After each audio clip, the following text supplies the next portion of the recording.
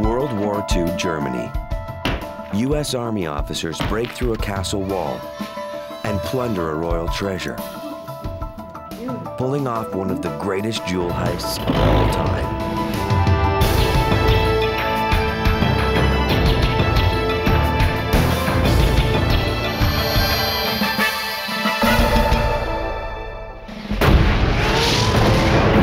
In the waning days of World War II, General George S. Patton's 3rd U.S. Army rolled through central Germany and into Frankfurt. The city was in ruins. By contrast, Kronberg Castle remained untouched. Although it was just a few miles north of the city, it escaped the devastation of Allied bombers.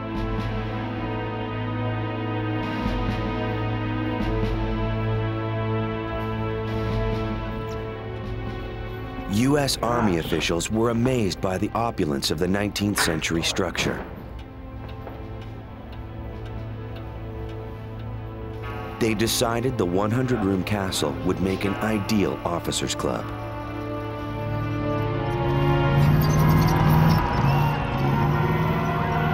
Weeks later, Germany surrendered.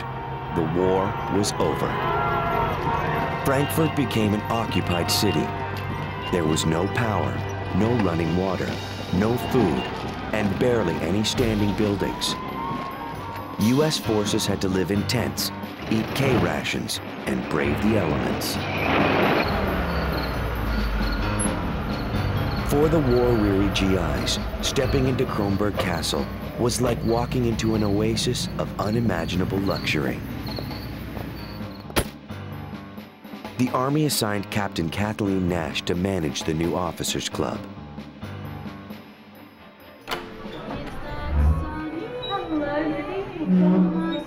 A 42-year-old divorcee, Nash was looking for adventure.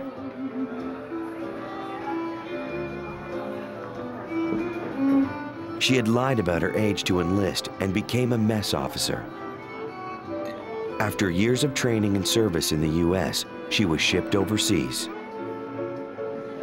Her new job was a good match. In civilian life, Kathleen Nash had been the assistant manager of the Phoenix Country Club.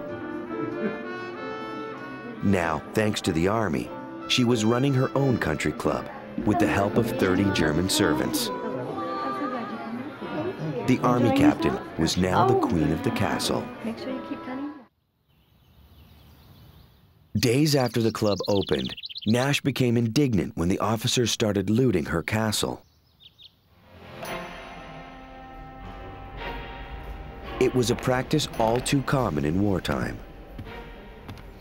Looting of private property or of public property or any kind of looting was absolutely forbidden to the United States Army and to all armies.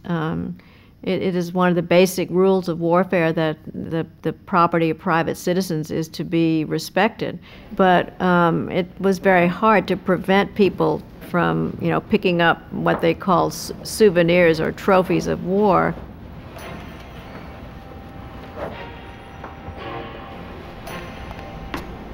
To combat the problem, Nash stationed German servants at the front door as security guards.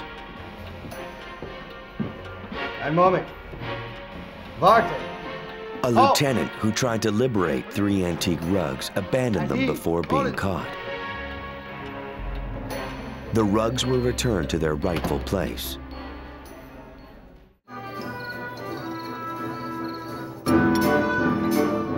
When Nash wasn't keeping tabs on the castle's precious antiques, she entertained the troops. She opened the vast wine cellar and threw elaborate parties for the officers. Her patrons were more than happy to trade an evening in a tent for a night in a castle. Major David Watson and Colonel Jack Durant were frequent visitors.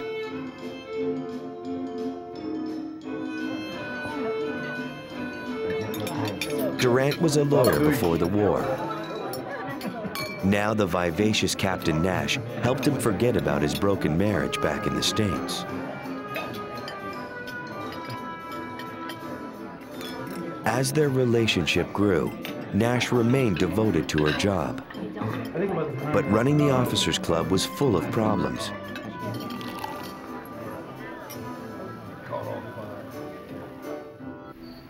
After only a few months, thirsty GIs had drained all 1,800 bottles of wine. Captain Nash's club had run dry. There's no wine here. Okay.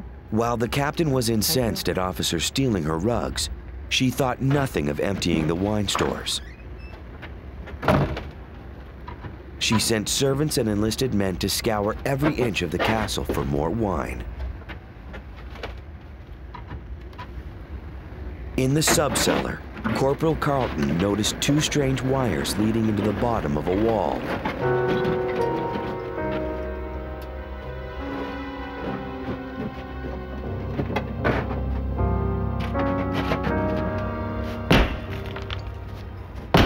In the process of putting things away to protect it from battles and armies that might come through, people walled up things in all kinds of ways, and they did it in France, they did it in Italy, they did it everywhere just to protect it. And so the armed forces of every country got quite good at finding hiding places. Behind the wall lay 1,600 bottles, including cases of fine French Bordeaux. The lowly corporal had no idea the wine was of an ancient vintage, worth an incomprehensible amount of money.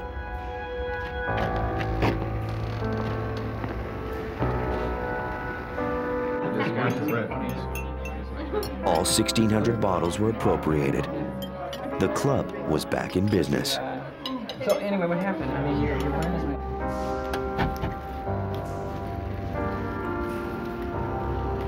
The next morning, Carlton returned to the hidden room to investigate a patch of concrete that was lighter in color than the rest of the floor.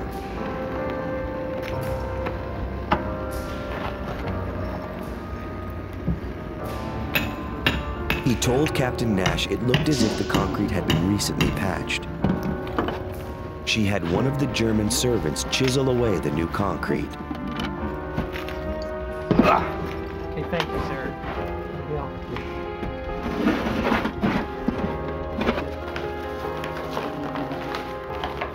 Behind locked doors, Nash and Carlton were amazed at what they had found.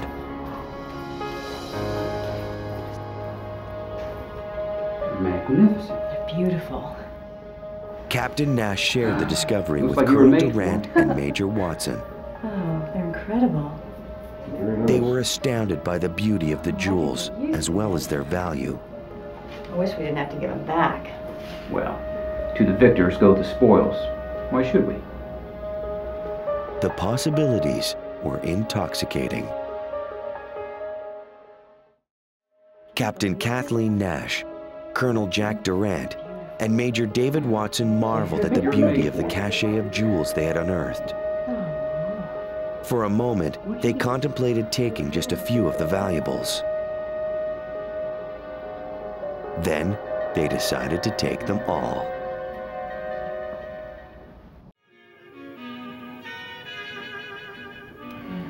As an attorney, Durant dismissed the risk. Only the Army could prosecute them for a crime committed on foreign soil.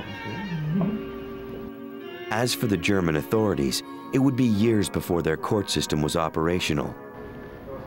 Well, it's been a good night. I don't know if we can make it better. Nash was elated. Well, They would all return to the States in a few months with honorable discharges and a hoard of priceless jewels to finance their happiness. She should, at that time, have reported the find to higher headquarters, because inventories had been made of the things in the castle, and so any new find was supposed to be reported to the monuments officers or the town major, as he was called, but she never did that, so that the Army authorities didn't know about this new find. The conspirators had to figure out how to get the jewels back to the U.S. without getting caught. Since the pieces were so distinctive, they would be easier to move and to pawn if they were dismantled.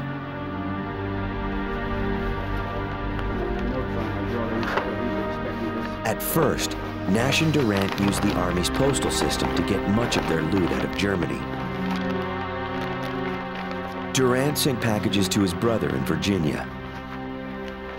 Nash sent parcels to her sister in Wisconsin. But with each package, they risked customs inspections that could alert the Army to their crime. The group split up to minimize the risk. Major Watson gave his girlfriend in Ireland $2,500 worth of jewelry to safeguard until he was out of the service. He also fenced items, including a priceless Fabergé egg for about $430. Very nice. Very nice. Where did you obtain Durant and Nash did a little fencing of their In own the casinos. in Switzerland.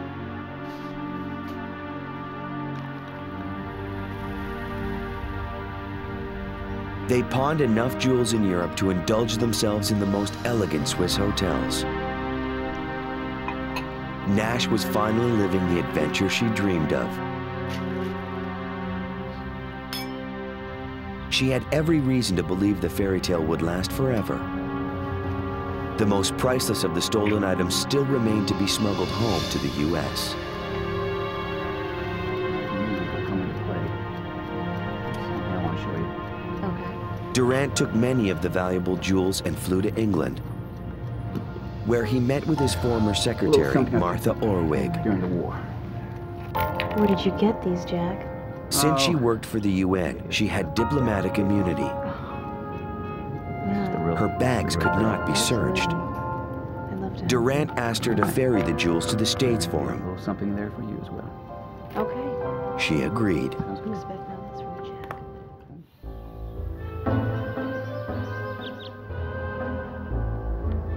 Jack. On March 2nd, 1946, Captain Nash's tour of duty came to an end. After 8 months of service, she left the castle for good. Upon her arrival in the States, she would immediately apply for a discharge from the Army.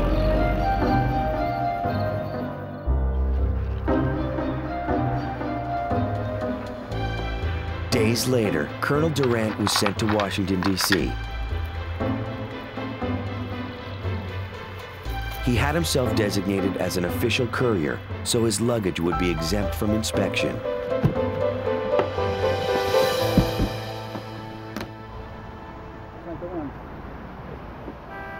The plan went off without a hitch. Durant returned to the U.S. with a bag full of jewels and his eye on a new car. What do you think? Yeah, I think it's me. I'll take it. Good deal. Great. That's a good deal. Pleasure doing business. Pleasure doing business with you. The former colonel paid the $1,400 list price in cash and headed for Chicago to meet Nash.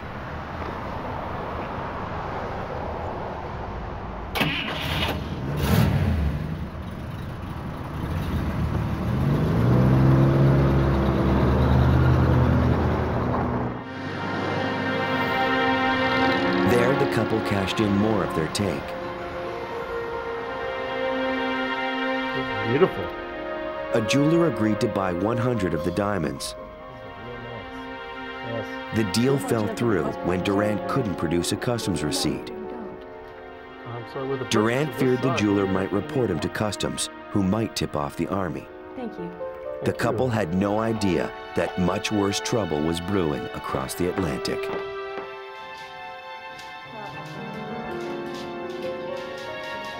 A colonel at the Army's Criminal Investigation Department in Frankfurt had a royal visitor, Princess Sophia of Hesse. We think that our jewelry's been stolen from some of the She was servants. about to I get was married, actually and she trying to wanted get to my know jewelry where from her my jewels wedding. were. I'm getting married, and it's gone. She explained that the Hesse family lived in Kronberg Castle until the U.S. Army ordered them to leave.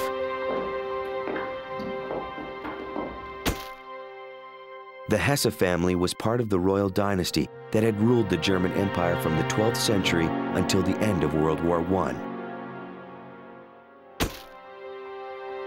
When Adolf Hitler came to power, they were ordered to keep a low profile, or else.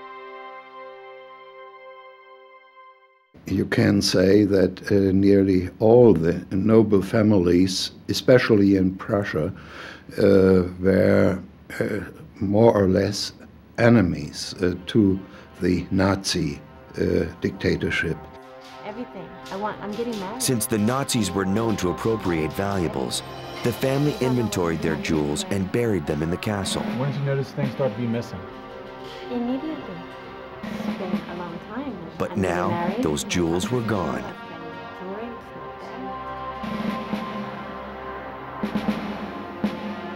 The colonel questioned the German servants who had worked at the castle.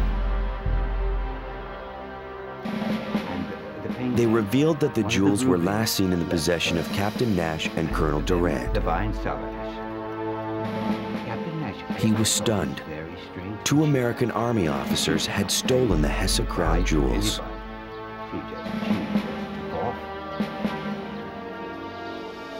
Once it became a matter of a person in the Army stealing private property, whether it was from Germans or anybody else, then that was a criminal act because everyone in the Army knew under the rules of warfare that they were not allowed to steal things from the citizens of the country. The colonel was concerned. Both Nash and Durand had already been discharged from the Army. As such, they no longer fell under military jurisdiction. But the investigator had a plan. All soldiers are bound by hip pocket orders. This means they can be recalled to active duty for a period of several months after discharge. If the colonel could recall them, he could prosecute. He'd have to work fast, though. That period was about to expire.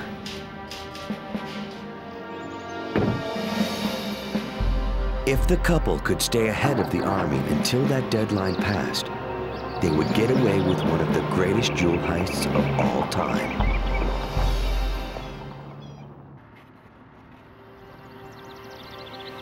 Colonel Durand was unaware of the overseas investigation into the missing Hesse jewels. He had more immediate problems to worry about in the States. The U.S. Customs Service had seized the diamonds he tried to fence through a Chicago jeweler. Durand rushed to bury the remaining jewels along a Virginia road near his brother's home.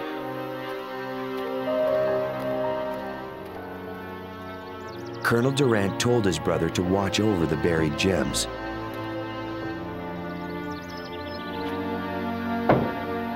They were so valuable, he'd never have to work again.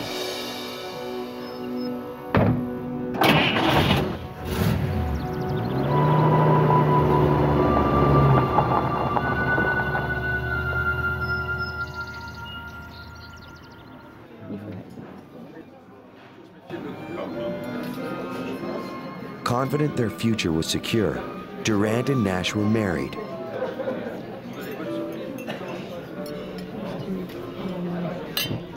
They celebrated the small civil ceremony with a lavish honeymoon.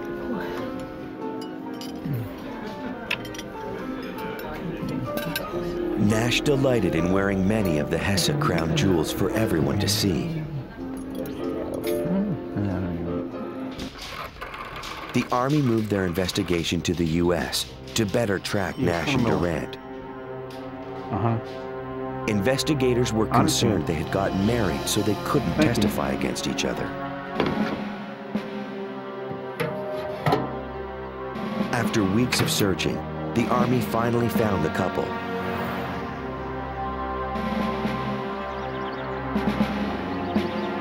They recalled Nash to duty with just 1 day to spare.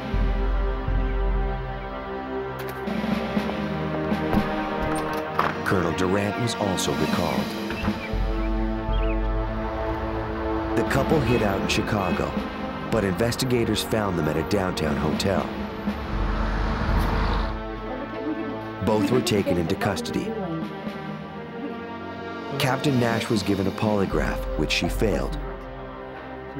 She then confessed, implicating both her husband and Major Watson. Wait. was. She would later recant that confession. We were tired, everyone. That doesn't make Colonel any sense. Durant resisted for days. Finally, he agreed to cooperate by contacting his fences. Now, They agreed to return the jewels, how but long has it been only since if they could do so informed you? anonymously.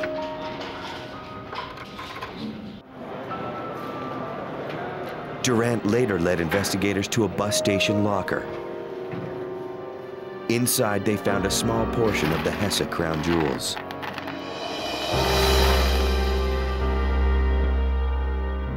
The items Durant buried along the Virginia roadside were recovered. The Army also seized valuables hidden at a Wisconsin house belonging to Captain Nash's sister. The theft of the Hesse crown jewels made news around the world. Well, this, of course, was an extraordinary case for the press and everyone because it involved, people who were relations of the British royal family, Queen Victoria, a castle, a love affair, beautiful jewels. It was just made to order for a lot of publicity. In Washington, MPs keep a careful eye on a fortune. $1.5 million worth of Hessian crown jewels and heirlooms stolen from Germany. This fabulous hoard comprises the greatest private military theft in U.S. history. The Army flew the suspects back to Germany to stand trial. They charged Captain Nash, Colonel Durant, and Major Watson with theft. They would be tried separately. The royal family attended Captain Nash's trial in Germany. There they saw their family heirlooms displayed as evidence. Nash's defense did not bother to deny that she had stolen them. They contended that she was a civilian at the time of her arrest and that the Army therefore had no jurisdiction. The defense also pointed out that looting was common among troops. Nash said that if she were convicted, thousands of American servicemen would also have unclean hands. The court disagreed. Nash was convicted and sentenced to 5 years in a federal penitentiary. She was paroled in 1952. Major Watson was also found guilty. He was sentenced to 3 years in prison. The last court-martial was Colonel Durant's. In its opening argument, the prosecution cast doubt on Durant's motives for marrying Kathleen Nash. They argued that Durant married Nash to seal her lips. Colonel Durant was convicted and sentenced to 15 years of hard labor. His sentence was harshest because he was the highest-ranking officer involved in the theft. On August 1st, 1951, the Army finally returned the Hesse crown jewels. For the royal family, it was a bittersweet moment. Princess Sophia guessed that slightly more than half of the jewels were recovered. Their damaged condition made them worth just 1/10 of their original value. Jack Durant was released from prison in 1952. If there was any doubt about his motives for marriage, they were now erased. Jack and Kathleen Durant lived as husband and wife until Kathleen died in 1972. It was love after all.